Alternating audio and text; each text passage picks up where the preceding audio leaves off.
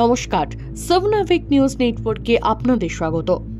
এবার প্রতারণা স্বীকার তৃণমূল যুবনেতা। কি বিশ্বাস হচ্ছে না? স্বাস্থ্য দফতরে চাকরি দেওয়ার নাম করে এবার তৃণমূল যুবনেতার থেকে 1 লক্ষ টাকা প্রতারণা করে গা ঢাকা দিল প্রতারক।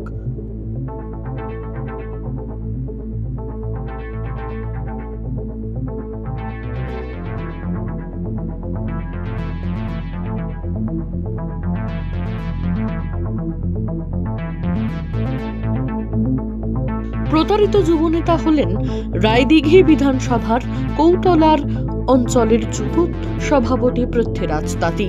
আর যিনি প্রতারক অর্থাৎ দক্ষিণ 24 পরগনা জেলার পাথর প্রতিমা ব্লকের লক্ষ্মী জনার্দনপুর গ্রাম পঞ্চায়েতের মহেশপুর এলাকার বাসিন্দা প্রীতম কলার সঙ্গে পৃথ্বীরাজের তৃণমূলের রাজনৈতিক কর্মসূচিতে পরিচয়। পাথর প্রতিমার বিধায়ক সমীর কুমার জানা, মন্ত্রী চন্দ্রিমা ভট্টাচার্য, দেবাংশু ভট্টাচার্য সহ একাধিক তৃণমূলের হেভিওয়েট নেতাদের সঙ্গে তার ছবি থাকায় প্রীতম কলার ফন্দি বিন্দু মাত্র বুঝতে পারেনি পৃথ্বীরাজ। কিভাবে প্রতারণার ফাঁদে পা দিলেন তিনি, চলুন শুনবো। অ্যাকচুয়ালি প্রীতম কলার সাথে পরিচয় হয়েছে 2012-13 সাল থেকে। সেখান থেকে আলাপ। এবার সেখান থেকে ও তৃণমূল পার্টি করে। শুনেছি সমীর জানা, চন্দ্রিমা ভট্টাচার্যের সাথে বেশি ছবি আছে। এবার পরিচয় ওদের সাথে নাকি। ও আমার চন্দ্রিমা ভট্টাচার্যের সাথে ফোনে কথাও বলিয়েছে। তো সেই সূত্র ধরে আমি ওর সাথে আলাপ হয়। এবারে ও আমাকে একটা গ্রুপ জি পদে নীলরতন হসপিটালে গ্রুপ জি পদে চাকরি দেওয়ার জন্য টাকা নেয় এবং আমাকে ভুয়ো অ্যাপয়েন্টমেন্ট দেয়। আমি যখন অ্যাপয়েন্টমেন্ট নিয়ে সুপারের কাছে গেলাম, সুপার ওখানে পুলিশের ডেকে আমাকে হেনস্থা করার করে আর আমাকে অ্যারেস্ট করার চেষ্টা করে।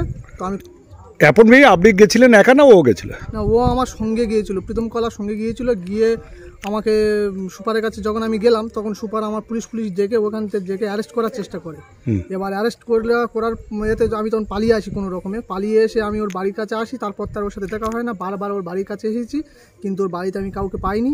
এখন ওর বাড়ির কাছাকাছি দাঁড়িয়ে আছি, দেখি যদি কি হয়। ওর মা আমার দেবে বলেছে টাকা 1 তারিখে, সেখানে বারবার এসেও ফিরে যাচ্ছি, কোনো টাকা পাচ্ছি না। তাহলে গিয়ে দেখলাম আমাকে প্রথমে যখন ভুয়ো অ্যাপয়েন্টমেন্টটা দেয় তখন ও সুপার সব ছিল প্রায়, ঠিক আছে। থাকার পরে এবারে আপনি কি চেনেন? ওরা সুপার বলে কি চেনেন? না, আমার কাছে বললো যে আমি সুপার। একজন বললো আমি কি সেক্রেটারি হয়ে আছি হসপিটালে। তো সেই হিসাবে বলেছে, আমি জানি, সেই সূত্র ধরে জানি। এবার আমি তারপরে দ্বিতীয়বার যখন ওই যাই অ্যাপয়েন্টমেন্ট নিয়ে, তখন আমাকে অ্যারেস্ট করার চেষ্টা করে।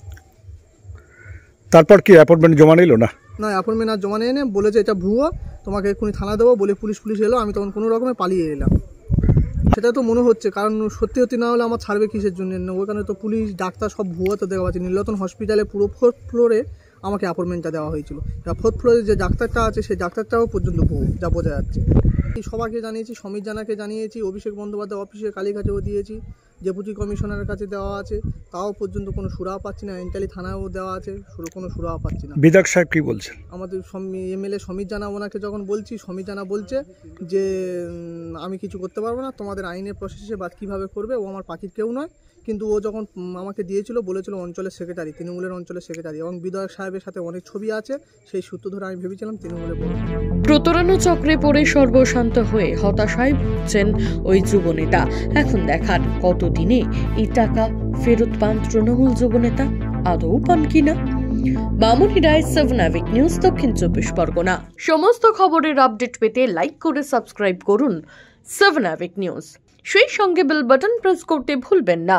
আপনাদের একটা সাবস্ক্রিপশন আমাদের জন্য অত্যন্ত মূল্যবান। জয় হিন্দ।